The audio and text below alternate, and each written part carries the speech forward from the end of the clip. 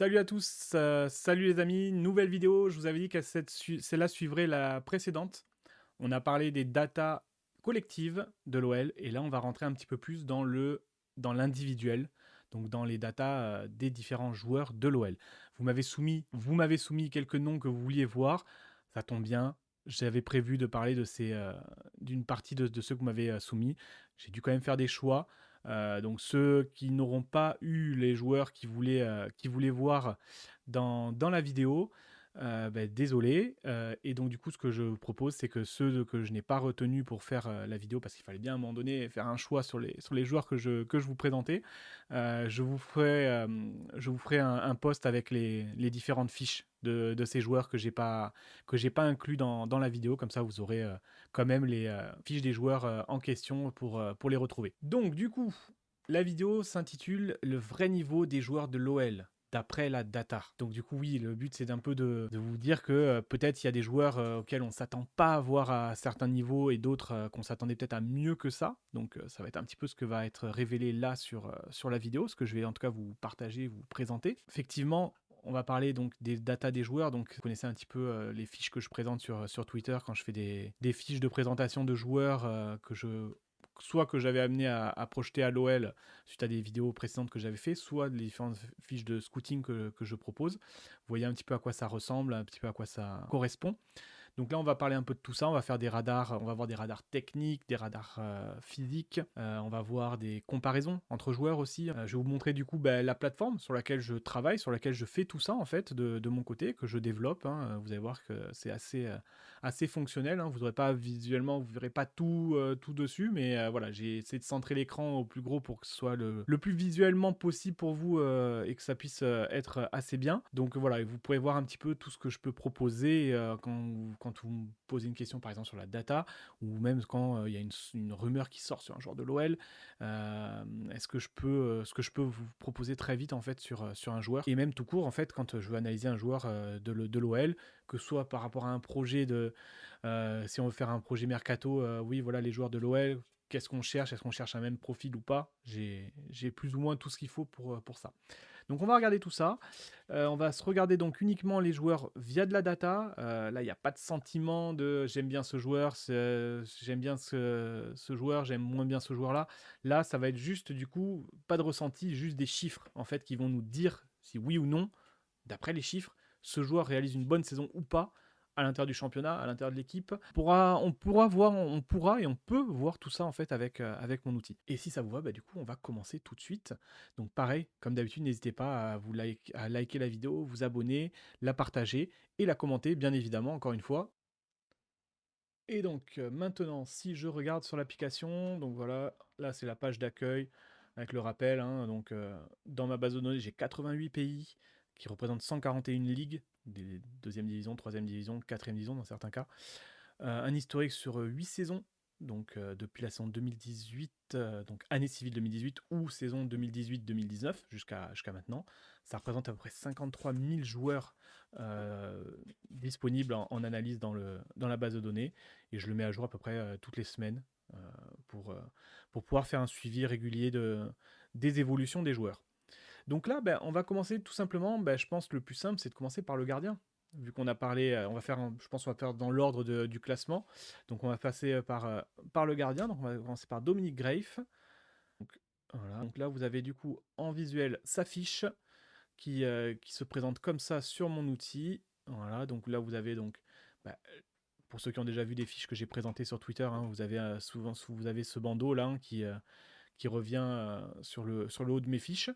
Donc le joueur, ses informations, voilà, sa saison, 22 matchs joués, 2221 minutes, 26 buts encaissés pour 9 clean sheets. Et il aurait dû, d'après la data, encaisser 25,92 buts. Il a en tout cas subi il a subi 25,92 expected goals et il en a concédé 26. Donc comme vous voyez, il est très légèrement au-dessus de sa data. Et donc si on regarde son indice de performance d'après mon outil, on est sur le 4e gardien en Ligue 1 sur 24 qui ont joué cette saison en Ligue 1. Il est plus efficace en tant que gardien relanceur que gardien stopper, parce qu'il a de bonnes qualités jeu au pied. Mais ça, je pense qu'on s'en doutait, hein. C'est aussi pour ça qu'il a été choisi l'été dernier pour nous rejoindre, hein, pour rejoindre le projet de jeu de Paulo Fonseca, hein. Donc c'était l'idée, c'était d'avoir un gardien potentiellement bon avec ses pieds. Donc là, si on commence avec sa synthèse visuelle, donc c'est le premier graphique, hein, pour voir les 3 caractéristiques de gardien que j'ai répartis comme ça. Donc le jeu sur la ligne, le jeu aérien et ses relances. Donc là, je vais vous mettre les valeurs. Déjà, quand on pense à Dominic Grave, ce qu'on voit sur le terrain et quand je vous montre sa data, je pense qu'on est assez dans cet exemple-là du joueur qui est, pour moi en tout cas, bon sur la ligne et bon jeu au pied, mais qui a des difficultés sur le jeu aérien et sur les sorties. Parce que du coup, le jeu aérien, c'est aussi sortir de sa ligne pour aller chercher des ballons aériens. Et ça, c'est peut-être un point sur lequel il n'est pas forcément très très efficace. Je regarde son graphique technique. Hop, vous l'avez soit en radar, soit en pizza.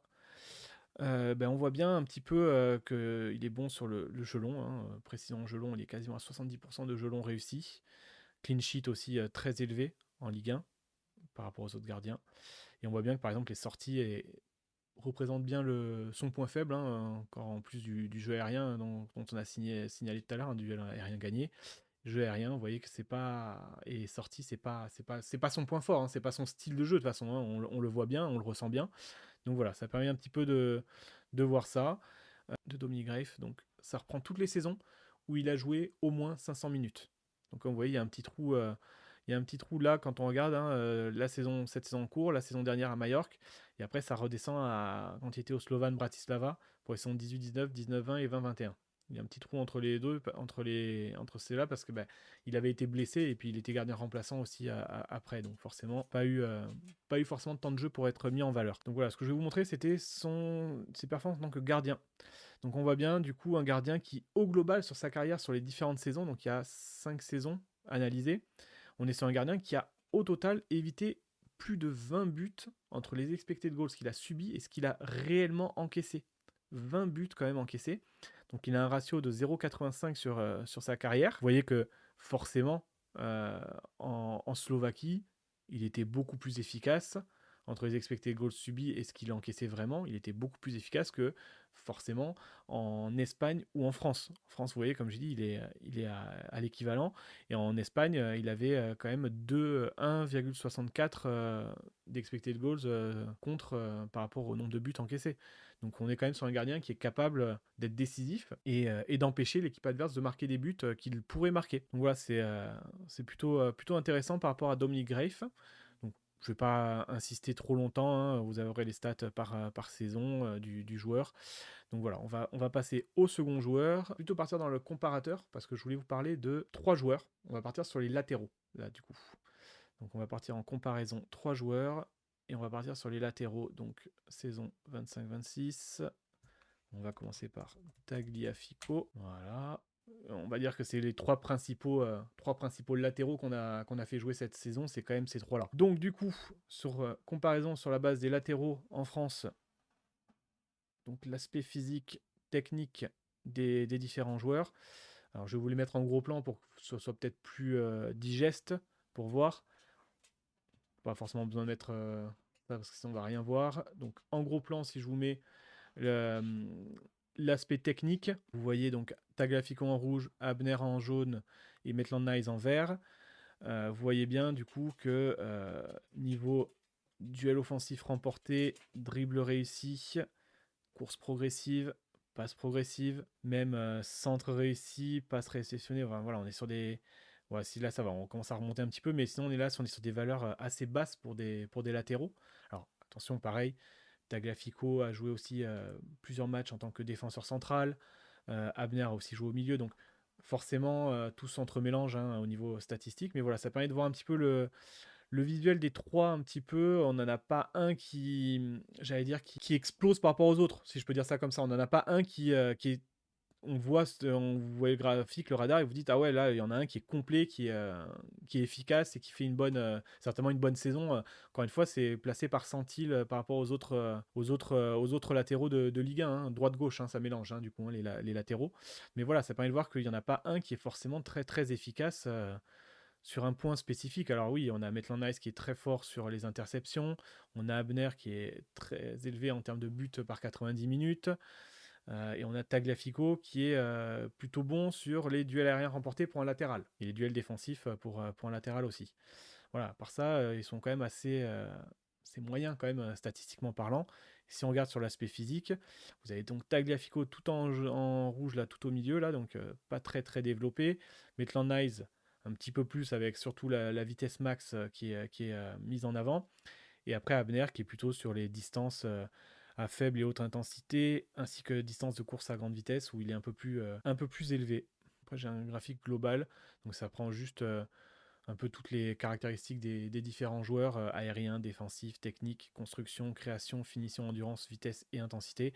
Ça permet de voir un petit peu le profil aussi des joueurs. Tagliafico, on est plus sur un profil défensif aérien. Abner très bas sur l'aspect défensif, par contre, à l'échange. Hein. Donc plutôt sur la finition que sur l'aspect défensif. Tagliafico plutôt sur l'aspect défensif et Maitland Nice moyen, on va dire, un peu partout sur les datas. Je vais vous faire un ranking sur les joueurs latéraux en France. Le premier lyonnais, on va regarder comme ça, Olympique lyonnais. Le premier, c'est Hateboer qui remonte le plus haut en termes de data, en termes de latéral hein, d'ailleurs. Hein. 23e en Ligue 1. On a Tagliafico 41e. On a Maitland Nice 55e. Et on a Abner qui doit être encore un peu plus bas, 69e sur 82 joueurs. Allez, si on recommence et qu'on repart sur Niakate. Voilà, je l'ai ici. Donc, 91 joueurs qui ont joué en défense centrale. Donc là, ça prend tous les joueurs. Même s'ils ont joué temporairement en défense centrale. Par exemple, Tagliafico rentre, même s'il a joué quelques matchs en défense centrale, Tagliafico rentre dans ce classement et rentre dans les 91 joueurs du ranking. Donc là, on aurait un Niakate qui serait 12e sur 91 défenseurs centraux ou joueurs ayant joué à cette position. On voit bien qu'au niveau de ses rôles, on est plutôt sur un joueur relanceur. Et on voit aussi du coup un joueur qui techniquement est plutôt pas mal, moi je trouve. Sur les courses progressives, on voit bien qu'il fait beaucoup de courses balle au pied. Capable de faire progresser le jeu par la passe, bah, ça je pense qu'on s'en doutait un petit peu et ça ne vous choquera pas de voir ça. Ce qui est donc les passes longues, les passes réussies, les passes réceptionnées, forcément, vu qu'il est central de notre jeu aussi pour recevoir des passes et jouer. Un peu moins bon sur les duels défensifs, les actions défensives, les duels défensifs. Après, en pourcentage, il est quand même pas trop mal, parce qu'après, c'est en nombre, hein, du coup, disputé, donc forcément, s'il en dispute un petit peu moins, voilà, donc, mais même, vous voyez, hein, après le duel aérien, il en dispute beaucoup, et il en réussit beaucoup, en pourcentage, par rapport aux autres centraux. Plutôt bon dans les interceptions également, moins un joueur qui va tirer, qui va contrer des tirs. J'attends peut-être plus Mata sur cette data de tir contré. J'ai l'impression que c'est plus quelque chose que je le vois faire de contrer des tirs. Et voilà, pas forcément un joueur qui va dribbler l'adversaire, progresser par le dribble, plutôt soit par une course dans l'espace, et soit par la passe tout de suite entre les lignes, plutôt le style de Niakate. C'était de vous comparer Niakate à Clinton Mata, parce que ça je ne vais pas pouvoir montrer forcément toutes les fiches, donc le but ça va être de vous faire une comparaison. Clinton Mata par rapport à Niakate, ça donne ça. Donc oui, voilà, tir contré, hein, je vous avais dit, hein, j'attends plus Clinton Mata sur cette statistique-là. Donc oui, Clinton Mata contre beaucoup plus de tirs. On voit bien que Clinton Mata va être moins dans les passes progressives et dans les courses progressives, va plus rapidement donner à côté à son latéral, refaire une passe en arrière, ou donner à Niakate juste à côté, ou à Morton qui est revenu descendre pour chercher le ballon, que chercher une passe vers l'avant. Même si on voit bien que Mata fait souvent des passes longues. Et vous voyez, il remonte un peu plus à ce niveau-là sur les passes longues réussies, justement, parce qu'il en fait un peu plus. Action défensive réussie, donc c'est toute interception, toute tentative de récupération du ballon. Donc il est un peu plus dans ce rôle-là que peut l'être Niakate. Et ensuite, voilà, par contre, en duel défensif gagné en pourcentage, il est beaucoup moins élevé. Donc vous avez un Niakate qui a 70% de duels défensifs gagnés, un Mata qui va être à 57% de duels défensifs. Alors aérien, c'est pareil, 63% pour Niakate, quand Mata est à 51%. Donc voilà, ça, je pense pas vous révolutionner votre avis sur nos deux défenseurs centraux en vous montrant ces deux graphiques. Et je vous ai fait la comparaison avec Clinton Mata, on devrait même plus inclure parce que je pense qu'il a des datas aussi. C'est Kluivert. Et là, vous allez voir, moi personnellement, quand j'ai vu ces datas, j'étais un petit peu plus déçu quand j'ai vu les datas de Kluivert par rapport à ce que je ressens justement sur le terrain. Vraiment déçu parce qu'à part les dribbles réussis, où il est un peu plus puissant que les deux autres, même les duels aériens, bon bah il est meilleur que Mata, hein, évidemment, sur les duels aériens. Mais à part ça et donc les dribbles réussis, il y a très peu de choses sur lesquelles il est meilleur que les autres. Donc après, lui, son temps de jeu est beaucoup plus faible que les deux autres, hein, donc voilà. Et donc là, on va recommencer avec le prochain joueur au milieu de terrain et on va passer sur Tyler Morton. Donc Tyler Morton, là, ce que je voulais vous montrer sur Tyler Morton, c'est c'est son profil de jeu plutôt dans l'organisation. Donc là, c'est plutôt, on va voir sur son radar. Voilà. On est plutôt sur un joueur, vous avez vu, qui va être plutôt dans ce style-là. Donc sur les passes réceptionnées, passes réussies, les passes vers la surface, passes progressives et courses progressives. On est plutôt sur ce joueur qui va être bon avec ballon et pour faire progresser le ballon plutôt que le joueur qui va chercher à gagner le ballon ou faire des duels. On voit bien que sur les dribbles, les duels offensifs ou duels défensifs ou les duels aériens, pas du tout là où il ressort. Il est plutôt bon sur les interceptions par contre, globalement. Mais voilà, sinon c'est plutôt un joueur avec ballon qui fait progresser le jeu, qui fait progresser le jeu soit par une course, soit par une passe. Donc là, je voulais vous le comparer avec Tanner Tessman, ce que ça donne, parce que c'est pas les mêmes profils de milieu de terrain, je pense que vous vous en doutez. Et donc si on regarde avec Tanner Tessman, le radar technique, donc on a Tessman qui est moins bon globalement que Morton sur les différents aspects, les aspects techniques dont je viens de parler, balle au pied. Et après il ressort plus sur les interceptions, effectivement. Et quand vous regardez au global un petit peu pour voir les styles, là où il y a en fait si on part du principe que Morton est la pierre angulaire du milieu de terrain, c'est le cas. Quand on regarde ça, on se dit que en fait quand on voit le graphique de Morton, on se dit qu'il faudrait que le joueur un peu en complément de Morton ait un graphique assez différent pour compenser justement les zones où Morton ne compense pas. Donc technique c'est le dribble, l'élimination. Donc c'est-à-dire qu'il faudrait un joueur qui soit peut-être plus efficace dans l'élimination au milieu de terrain, avec un peu plus de maîtrise aussi défensive et qui amène un peu plus d'intensité en fait, d'intensité et de vitesse au milieu de terrain.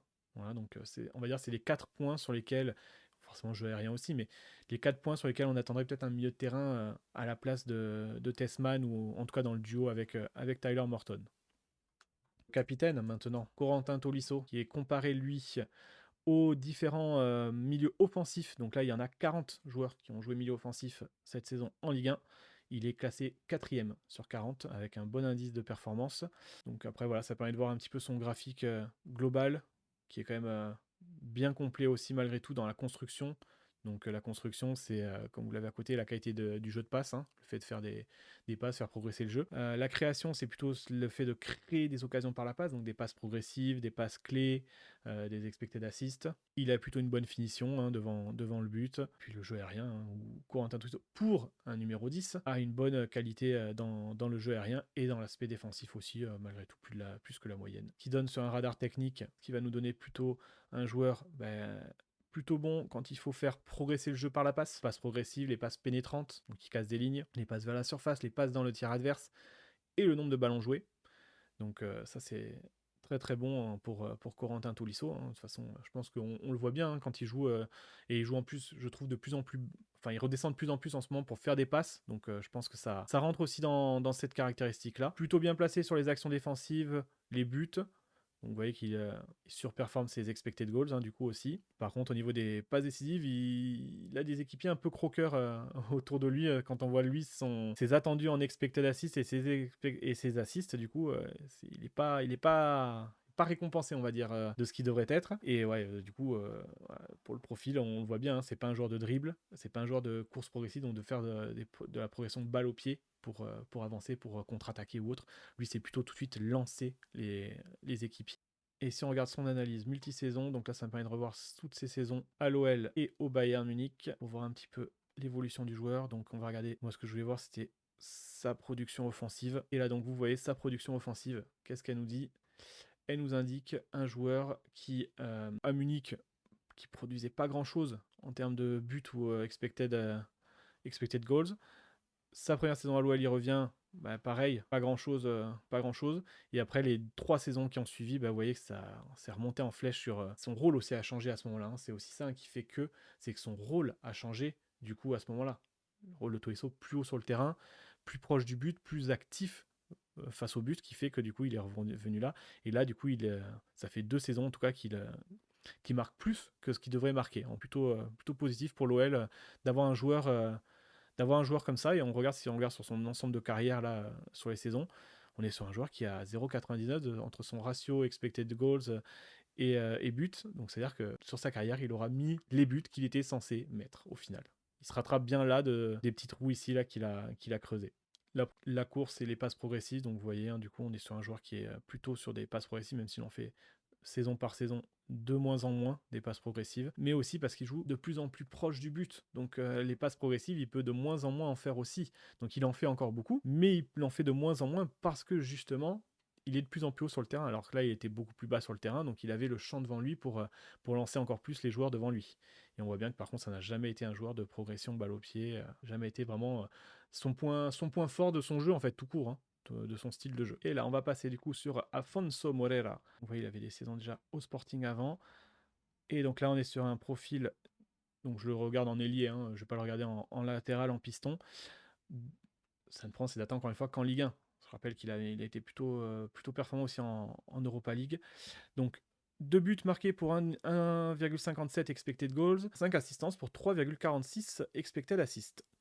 Donc on ressort plus sur un ailier provocateur. Donc si on regarde son graphique, effectivement, on voit que le point le plus élevé, ça va être sur la technique, donc c'est l'élimination et les duels. C'est là où il ressort le plus au niveau de la data par rapport aux autres ailiers. Si je pars directement sur son radar physique, vous voyez tout de suite un joueur qui fait énormément, alors qui n'est pas forcément extrêmement rapide comparé aux autres ailiers, hein, 34,5, mais qui va faire beaucoup d'accélération brusque, beaucoup de distance à haute intensité, distance course à grande vitesse, distance en sprint, et les sprints, le nombre de sprints par 90 minutes. Donc il est dans le top 4% des ailiers de Ligue 1 qui fait le plus de sprints par 90 minutes pour Afonso Moreira. Ça, c'est impressionnant. Et on voit bien, de toute façon, hein, on voit bien la débauche d'énergie. On voit bien un peu, j'allais dire, avec ou sans Afonso Moreira au final, hein, sur le terrain. Et si on regarde techniquement ce que ça donne, le radar, vous avez là donc les différents points sur lesquels il remonte. Donc il ne ressort pas forcément beaucoup en but et en expected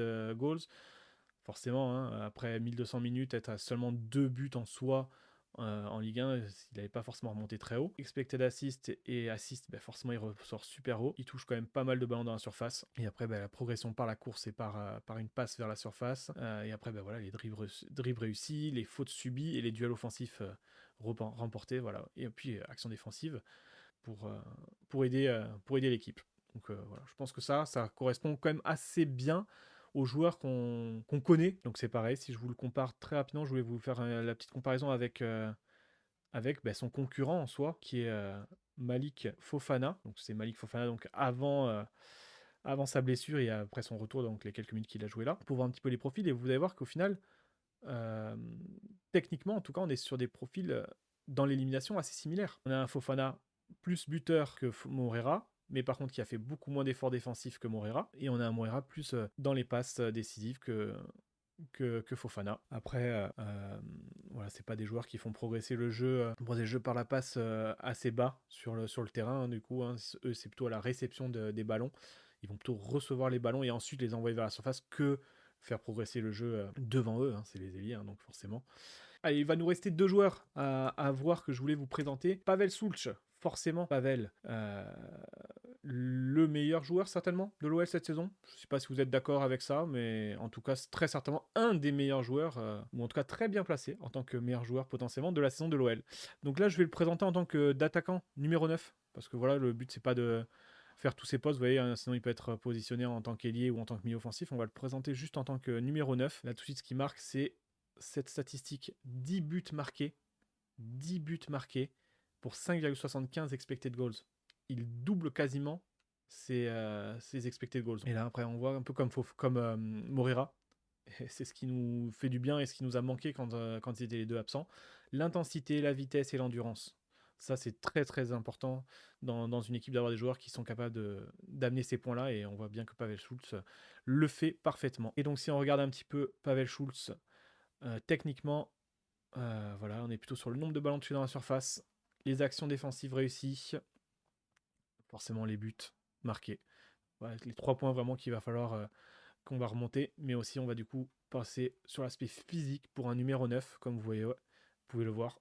À part la vitesse max ou 34-28, il n'est pas dans les plus hauts, mais à part ça, vous voyez que quand même globalement, on est sur un joueur qui fait beaucoup d'efforts sur le terrain, et ça se ressent, de toute façon on le voit bien, nous, à quel point c'est utile et important dans notre effectif. Donc là, je voulais juste vous montrer Pavel Schultz, ne serait-ce même sur ces 2-3 dernières saisons, c'est les 2 saisons où il a le plus marqué, les 2 saisons avant l'OL où il a énormément marqué, et la saison de l'OL où il marque aussi pas mal. Vous voyez qu'à chaque fois, il est surperforme ses expected goals. Sur les 3 ans, il est à plus 10 buts par rapport à son nombre d'expected goals. Donc là, on est quand même sur un joueur qui a une finition élite par rapport à ça, parce qu'avec un ratio de 1,32, très très élevé, du coup, comme ratio, et le maintenir sur 3 saisons. Parce que là, c'est pas... Et encore, on pouvait se dire, ouais, là, c'est en République tchèque, du coup, donc ça et ça, donc voilà, ça se trouve, c'est normal. Mais là, ça, c'est en Ligue 1, donc c'est vraiment pas mal du tout. Des fois, je me pose la question si on se rend compte à quel point Pavel Schultz est super efficace et super important pour l'OL.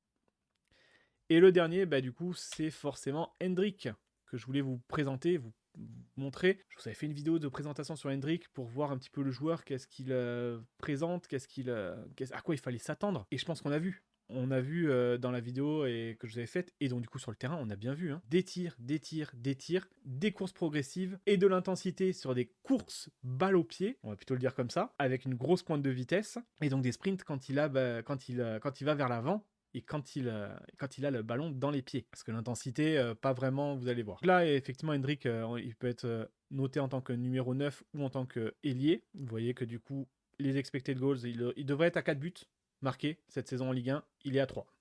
Il devrait être à 1,41 passes décisives, il est à 3. Donc en tant qu'attaquant, on est sur un joueur qui est plutôt bien classé, 10e sur 67.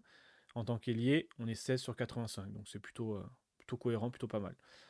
Vous voyez que tout de suite que si je vais sur l'aspect physique, le radar, c'est... Voilà, il n'y a pas beaucoup de... Enfin, il y a plein d'éléments qui sont très très bas. Les distances parcourues, distance à faible intensité, distance à haute intensité, distance à courte haute vitesse, ça l'intéresse pas. Légère accélération, ça l'intéresse pas. Lui, c'est la pointe de vitesse, 35,58. Les distances en sprint et les sprints et les accélérations brusques quand il faut partir balle au pied. Donc ça, c'est contre les attaquants. Et si je regarde par rapport aux ailiers, c'est un peu le même principe. On garde la vitesse, les accélérations brusques et les distances en sprint. Après, techniquement, voilà, ça apporte des buts. Alors, il pourrait être à plus en termes de buts marqués. Ça cadre des tirs. Ça touche pas énormément de ballons dans la surface. Forcément, il joue beaucoup sur le côté. Il est beaucoup excentré. Même quand il est en pointe, il s'excentre pas mal. Par contre, en passe décisive et expected assist, forcément, assez bon là-dessus. Il touche quand même pas mal de ballons. Après, les passes dans le dernier tiers, les passes vers la surface, les courses progressives, forcément, les dribbles réussis et les duels offensifs remportés. On voit bien que par contre, les actions défensives et les duels aériens, c'est pas ce qui le caractérise. Même si on regarde en tant qu'ailier droit, c'est un peu le même principe. Les actions défensives, ça l'intéresse pas. Et en tant qu'ailier droit, le nombre de ballons touchés est un peu moins bon par rapport aux autres. Mais vous voyez que c'est... Quand on regarde les deux radars, il est quand même assez bon sur la majorité en termes de data sur ça. Et on voit bien que surtout le gros manque, ou en fait, même, je sais même pas si c'est un manque ou si c'est une consigne, c'est de pas faire d'efforts, faire d'efforts défensifs, parce que ça va être compensé par les autres autour. Et pareil, donc de pas défendre. C'est un peu ça, on voit bien, il défend pas du tout, Hendrik. On l'a vu sur le premier match, voire les 2 premiers matchs, où il s'était mis à défendre, mais après, on l'a plus revu vraiment faire d'efforts ou autre pour défendre. Donc voilà, du coup, je vous ai fait une vidéo un petit peu récap, un peu de tous les joueurs, pour voir un petit peu nos joueurs principaux, est-ce qu'il y a des surprises ou pas. Donc n'hésitez pas à me dire d'ailleurs en commentaire si vous êtes surpris par les datas d'un joueur spécifique, positivement ou négativement d'ailleurs. Et si je suis désolé si j'ai pas sorti du coup les fiches des joueurs que vous aviez demandé, parce que vous voyez là la vidéo est déjà très très longue. Donc n'hésitez pas du coup à remettre le nom du joueur pour lequel vous voudriez voir une fiche. Et comme ça je pourrais vous sortir la fiche en question via un post sur la chaîne pour vous donner tout ça. Donc à moi, il y a certains éléments qui m'ont été confirmés. Par exemple, Grave, j'avais déjà regardé un petit peu ses datas avant, donc je suis pas surpris quand je vois ensuite sa fiche data. Je trouve que ça représente bien son profil aussi de joueur relanceur, plutôt bon sur sa ligne et qui fait pas trop de sorties et de jeux aériens. Un Niakate qui va être plus dans la relance et qui est très bon de la tête cette saison.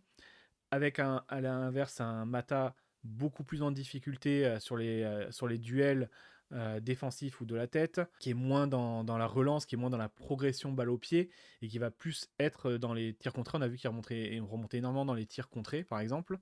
et sur sa pointe de vitesse, sur ces éléments-là. Un Kluivert que j'attendais au vu de ce que je voyais du joueur, je m'attendais à le voir quand même un peu plus fort, un peu plus complet. Donc pas du tout. Mais bon, là, c'est aussi, je pense, il y a aussi plusieurs points à prendre en compte. Le fait d'avoir joué plusieurs postes différents, d'avoir eu des performances au début de saison qui n'étaient pas forcément très bonnes. Au milieu de terrain, Morton, qui est notre maître à jouer, qui a des manques assez identifiés, et qui peut-être du coup dans ce cas-là, quand on voit ça, doivent amener les décideurs lyonnais à peut-être regarder quel profil il faudra ajouter à Morton pour l'associer. Mieux peut-être qu'avec Tessman, vu que Tessman ne remplit pas forcément les manques de Tyler Morton au milieu de terrain. Donc ce serait peut-être voilà, ça peut. Ce genre d'analyse en fait data où on regarde les joueurs comme ça peut aussi voir un petit peu quel profil il y a dans un effectif, quel profil il n'y a pas, quelles sont les datas qui ne sont pas du tout compensées par des joueurs, quels sont les points sur lesquels il y a des manques, sur lesquels on pourrait faire mieux. Et donc ça permet aussi de voir sur quel profil on se dirige par la suite. Alors il y a forcément le ressenti terrain, l'entraîneur qui va vous dire oui, moi il me faut un profil tel, comme ça, comme ça. Mais les datas peuvent confirmer ou infirmer des avis, des réflexions. Et on peut très bien se retrouver avec vouloir chercher un joueur, par exemple, on a bien vu niveau intensité, distance, course, au milieu de terrain, c'est pas forcément le point le plus fort. On voit aussi qu'on manque un petit peu sur l'aspect défensif. Euh, on a des manques sur ce genre de cas. Et peut-être qu'un profil plus complet box-to-box, un profil plus complet box-to-box au milieu de terrain qui est capable de mettre de l'intensité, du volume de course, défendre, d'attaquer, éliminer, bah, c'est peut-être le profil qui irait très bien avec Morton, qui va être plus lui dans la gestion du tempo, faire des passes pour faire progresser le jeu. Donc c'est une gestion d'équilibre de profil, de style de jeu à amener dans l'effectif qu'il va falloir effectivement maintenant développer. Donc voilà, j'ai fait le tour. N'hésitez pas s'il y a des choses que vous vouliez avoir des informations supplémentaires, comme j'ai dit des fiches, n'hésitez pas, ce sera avec plaisir que je vous répondrai. Merci beaucoup, à plus.